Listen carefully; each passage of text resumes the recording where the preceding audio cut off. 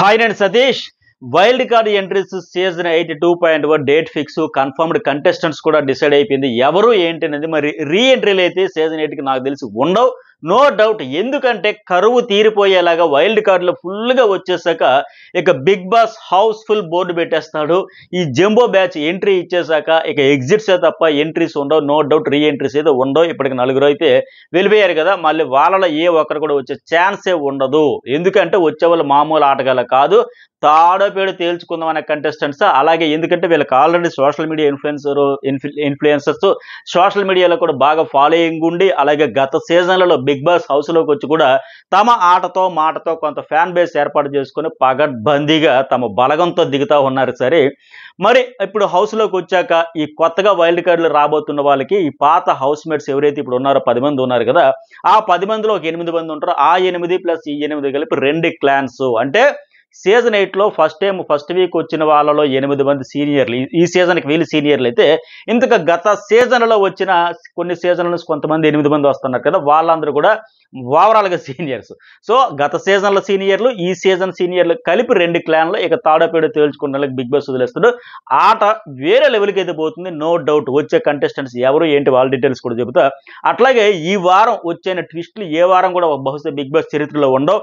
దానికి సంబంధించి ఇప్పటికే నేను journalist Satish and news Bol 2 channels కూడా వీడియో అప్లోడ్ చేశా. సీక్రెట్ రూమ్ ట్విస్ట్ అదిరిపోబోతుంది. అట్లాగే మిడ్ వీక్ ఎలిమినేషన్ కూడా ట్విస్ట్ వేరే లెవెల్ ఉంటుంది, ఫ్యూజులు ఎగిరిపోతాయి హౌస్ మేట్స్కి. అట్లాగే వీకెండ్లో డబుల్ ఎలిమినేషన్ ఉంటుందా, ట్రిపుల్ ఎలిమినేషన్ ఉంటుందా, అసలు mid week elimination double elimination ఉంటుందా, అలాగే సీక్రెట్ రూమ్కి ఎవరైనా పంపిస్తే బాగుంటుంది, గేమ్ చేంజ్ అవుతుంది. అలాగే నిఖిల్ ఇప్పటికే నేను మారిపోయా, పాత నిఖిల్ చూస్తారు సమయం సందర్భం దొరికినా దొరకకపోయినా, సిచ్యువేషన్ డిమాండ్ చేయకపోయినా ఆడియన్స్కి ఆ మెసేజ్ క్యారీ అవ్వాలని హౌస్ మేట్స్ అందరికీ చెబుతా ఉన్నాడు. నైట్ చెబుతా ఉన్నాడు, మార్నింగ్ చెబుతున్నాడు, అదే పని మీద ఉన్నాడు ఇంకా.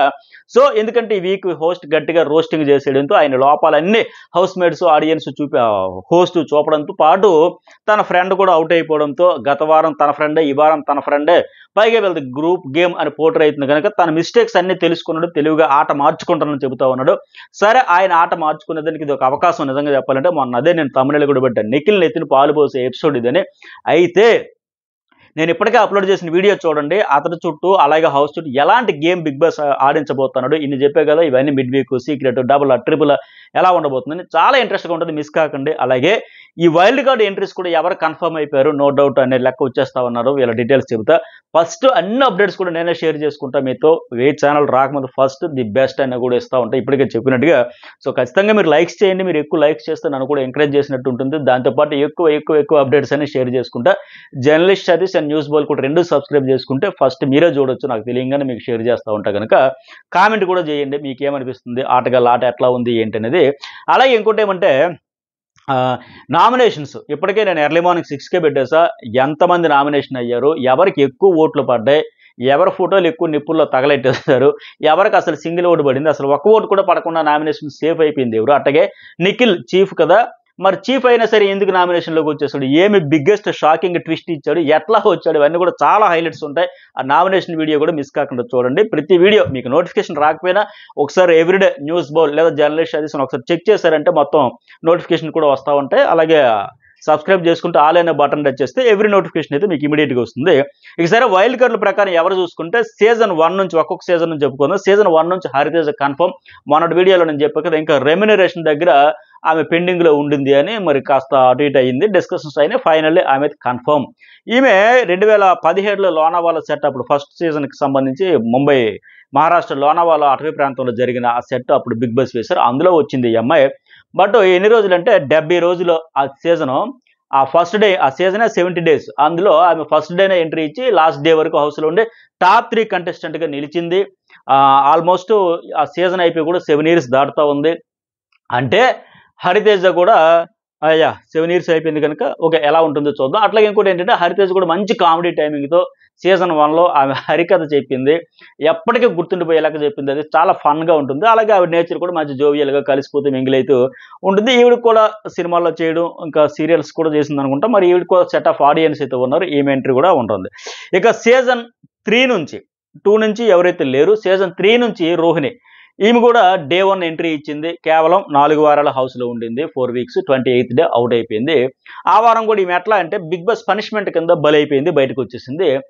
తోటి కంటెస్టెంట్స్తో శివజ్యోతితో చెవిలో గుసగుసలు ఆడుతూ ఉంటే బిగ్ బాస్ నేను ఎప్పుడు అదే అంటే నామినేషన్ల టైంలో ఎవరు మాట్లాడినా నవ్వినా గుసగుసలాడినా నామినేషన్స్ అంటే చాలా సీరియస్ ఇష్యూ అని ఎందుకు అంత సీరియస్గా అప్పుడు తీసుకుండేవాడు, అలాంటిది ఇప్పుడు ఎందుకు ఎవ్రీడే చూస్తే విష్ణుప్రియ వీళ్ళందరూ నేను నిన్ను నామినేట్ చేస్తా, ఎందుకు చేస్తారో పాయింట్స్ కూడా చెప్పుకుని డిస్కషన్లు చేసుకుంటున్నా సరే బిగ్ బాస్ కనీసం పట్టించుకోవట్లేదు. కానీ అప్పుడు చూడండి ఎంత స్ట్రిక్ట్గా రోహిణి ఆ రోజు అవుట్ అయిపోయినానికి అదే రీజన్, నామినేషన్ ప్రాసెస్ జరుగుతూ ఉంటే మీరు ఇక్కడ బయట గుసగుసలు మాట్లాడతారా, మీ ఎదురు పనిష్మెంట్ అని చెప్పి డైరెక్ట్ నామినేషన్ వేసేస్తే ఆ అమ్మాయి అదే రోజు అవుట్ అయిపోయింది.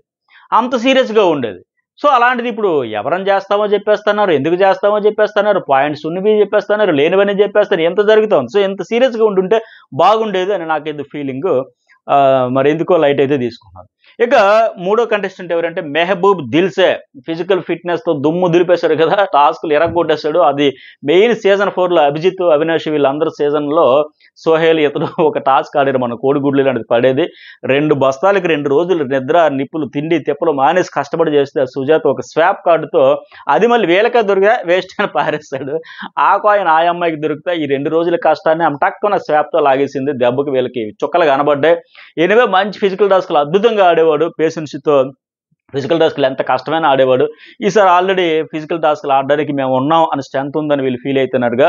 పృథ్వీ, నబీల్ అండ్ నిఖిల్ వీళ్ళకి గట్టి పోటీ ఇవ్వడం అయితే ఖాయం, నో డౌట్. ఇతను కూడా అప్పుడు ఏంటి సీజన్ 4లో Day 1 ఎంట్రీ ఇచ్చాడు, 70వ రోజు ఎగ్జిట్ అయ్యాడు. ఎగ్జిట్ అయిన రోజు మళ్ళీ హైలైట్ ఏమంటే అభిజిత్కి ఇతనికి అంతవరకు వీళ్ళతో గ్రూప్ ఆయనతో గ్రూప్ అన్నట్టు ఉండేది, ఆయనకి అపోనెంట్గా ఉండేది.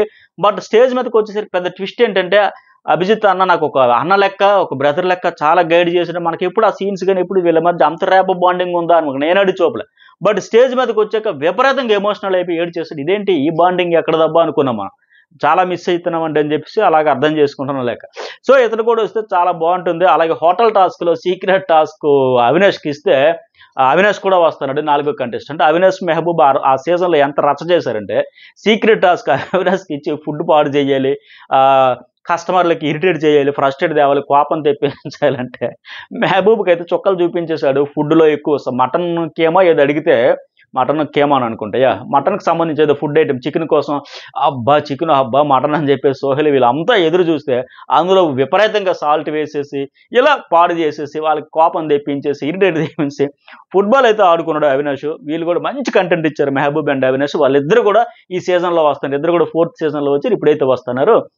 మెహబూబ్ 1వ రోజు వచ్చి 70 రోజు పోతే అవినాష్ ఏంటి ఆయన 11వ రోజు వచ్చాడు, వైల్డ్ కార్డ్ లెక్క వచ్చాడు. ఆయన 90 రోజులు వెళ్ళిపోయి ఆ సీజన్ 105 రోజులు ఫినాలేకి 2 రోజుల ముందు అయితే బయటకు వచ్చేసాడు. ఆయన కూడా ఫుల్ కామెడీ టైమింగ్ అంటున్నాం, సిచ్యువేషన్ ఎంత హీటెడ్గా ఉన్నా సరే కూల్గా చేసేసి తనదైన స్పాంటేనియస్ పంచులతో జోకులతో బాగా ఎంటర్టైన్ అయితే చేస్తాడు. అయితే అప్పుడు బాగా ఎమోషన్ అయ్యేవాడు, ఫైనాన్షియల్ ప్రాబ్లమ్స్ ఈఎంఐలు ఉన్నాయి, ఇల్లు అప్పులు ఉన్నాయి అని. బట్ ఈసారి అవన్నీ లేకుండా కంప్లీట్గా ఫుల్ ఉన్నన్ని రోజులు ఆయన ఎంజాయ్ చేస్తూ ఆడియన్స్ కూడా ఎంటర్టైన్ చేస్తాడని అనుకుంటున్నా. అట్లాగే అప్పుడు వెళ్ళేటప్పుడు కూడా పెద్ద సీన్ క్రియేట్ అయింది. ఎట్లా అంటే ఇప్పుడు ఆడియన్స్ ఓట్ల ప్రకారంగా నువ్వు అవుట్ అయిపోయినావు, లీస్ట్కి వచ్చావు, బట్ నీకు ఒక స్పెషల్ కార్డు ఉంది కనుక పవర్ ద్వారా ఉన్నావంటే చాలా ఫీల్ అయ్యా, నాకు వద్దండి ఆడియన్స్కి రెస్పెక్ట్ ఇస్తా, ఆడియన్స్ ఉండమన్న రోజులు వాళ్ళ ఓట్లతో బ్లెస్సింగ్స్తో ఉంటా తప్ప అక్కర్లేదు అన్నాడు.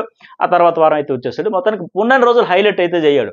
ఆ చార్జర్ ఏమో రోబోస్ చార్జర్ ఇలా పక్క నుండి కూర్చొని మాట్లాడుకుని పెట్టుకోవడం, పాలు టాస్క్ ఆవు పాలు పితకాలైన టాస్కులు కూడా అది బేబత్సం గొడవలు మొన్న ప్రభావతి కోడిగుడ్ల టాస్క్ కోసం ఎట్లా అయిందో అప్పుడు కూడా అయితే ఏకంగా వెళ్ళి ఫ్రిడ్జ్లోంచి పాలు తెచ్చేసి నీళ్ళు కలిపేసి బాటిల్ నింపేసి మొత్తానికి ఏదో ఒకటి సీన్ క్రియేట్ చేసేసి ఒక ఊపు వచ్చేది, హౌస్లో వైబ్రేషన్స్ ఉండేవి. ఈ సీజన్లో ఇంతవరకు అవి మిస్ అయ్యాయి. ఎక్కడ వాళ్ళు అక్కడ ముద్దపప్పులా కూర్చున్న కంటెస్టెంట్లా అనే ఆడియన్స్ విసుక్కునే దశలో ఇలాంటి వాళ్ళు వస్తే మళ్ళీ ఒకసారి అంతా కెలికిఫైయింగ్ అనమాట, అలజడి అల్లకొల్లాలో రేపేస్తారు హౌస్లో, నో డౌట్. అలాగే 5th కంటెస్టెంట్ ఎవరంటే యాంకర్ రవి. ఇతను కూడా సీజన్ 5లో వచ్చాడు. Day 1 ఎంట్రీ ఇచ్చి 84 రోజులు ఉన్నాడు. ఆయన కూడా ఉన్నంతసేపు ఏదో ప్రాంకులు చేద్దాం అలా ఇలా రకరకాలుగా ఏదో ఒక లెక్క కంటెంట్ క్రియేట్ చేయడానికి ట్రై చేశాడు. అయితే ఆ రోజు అతను ఎలిమినేట్ అయిపోతాడు నేను డంకా పదంగా చెప్పా. ఈ వారం అతను డేంజర్ జోన్లో ఉన్నాడు. ప్రతిసారి నా ఎగ్జిట్ పోల్ నా ఒపీనియన్ పోల్ ఎప్పుడు రాంగ్ అవ్వదు. నేను పదే చెప్పి వారం యాంకర్ రవి డేంజర్లో అంటే చాలామంది లేదు సార్ ఆయనకి చాలా ఫ్యాన్ బేస్ ఉంది, అదంతా వేరు బయట ఫ్యాన్ బేస్. బట్ హౌస్లోకి వచ్చి ఈరోజు డేంజర్ ఓటింగ్ వేసుకోండి అంటే చాలామంది లైట్ తీసుకొని తర్వాత అయ్యో మీరు ఒక్కలే చెప్పారండి అతను డేంజర్లో ఉన్నాడు అవుట్ అయిపోతాడని అని తర్వాత బాధపడ్డారు. సో అలా అందుకనే నేను ఎవ్రీడే కూడా మార్నింగ్ ఈవినింగ్ ఓట్లు ఒపీనియన్ పోల్ పెడతా ఉంటే చూస్తే మీ ఫ్యాన్స్ కానీ ఫ్యామిలీ మెంబర్స్ కావచ్చు, ఫాలోవర్స్ కావచ్చు, పిఆర్ కావచ్చు, ఎవరికైనా అది ఉపయోగపడదు. మా కంటెస్టెంట్ డేంజర్లో ఉన్నాడు, కొద్దిగా ఓట్లు షేర్ చేస్తే కొద్దిగా పైకి వస్తారు, లెగిస్తారు, హార్ట్లో హౌస్లో ఉంటారని.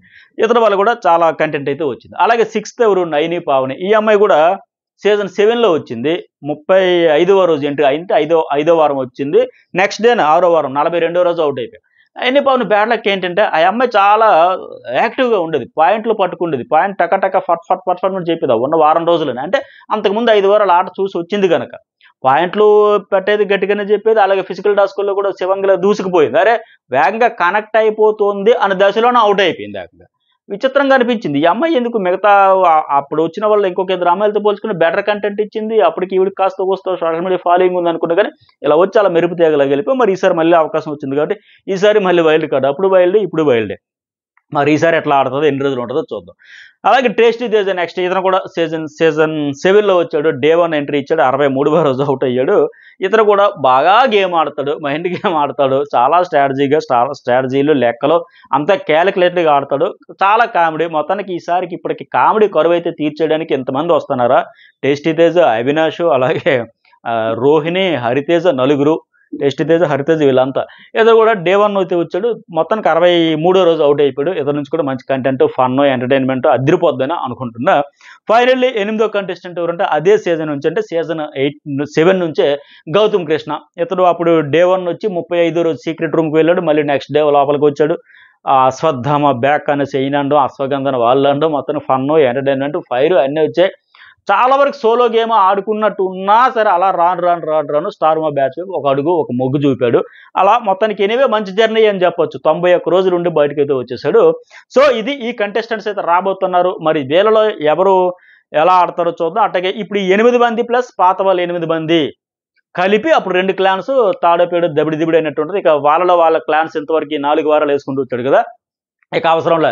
మీరు పాత వాళ్ళందరూ ఈ సీజన్లో సీనియర్లు అందరూ అని చెప్పేసి ఈ వారం 2-3 బయటికి 10 మంది ఉన్నారు కదా, 2 బయటకు వచ్చాక ఆ 8 మంది. అలాగే గత సీజన్లో సీనియర్లు, ఆ సీనియర్లు ఈ సీజన్ సీనియర్లు కలిపి 2 క్లాన్స్ కింద ఈ టాస్క్లు అయితే ఫిజికల్ టాస్క్లు కానీ ఇక అన్ని టాస్క్లు కలిపి రచ్చ రంబోలు అయిపోతుంది. ఇవి అప్డేట్స్ అయితే. ఎవరు ఏ సీజన్ నుంచి రావట్లేదు అంటే సీజన్ 2 నుంచి ఎవరు కూడా రావట్లే, సీజన్ 6 డిజాస్టర్ ఆ సీజన్ నుంచి కూడా ఎవరు రావట్లే, అలాగే ఓటీటీ నుంచి రావట్లే. ఈ 3 సీజన్ల నుంచి ఎవరు రావట్లే, మిగతా సీజన్ నుంచి అయితే వస్తున్నారు. మీకేమనిపిస్తుంది కామెంట్ చేయండి, లైక్ చేయండి, అట్లాగే సబ్స్క్రైబ్ కూడా చేసుకోండి. అలాగే ఇంతకు ముందు అప్లోడ్ చేసిన వీడియోలు నిఖిల్ ఎలా మిడ్ వీక్ ఎలిమినేషన్ చేస్తారా, సీక్రెట్ రూమ్ పంపుతారా, అది మిస్ కాకండి, నామినేషన్ కూడా మిస్ కాకండి. Thank you.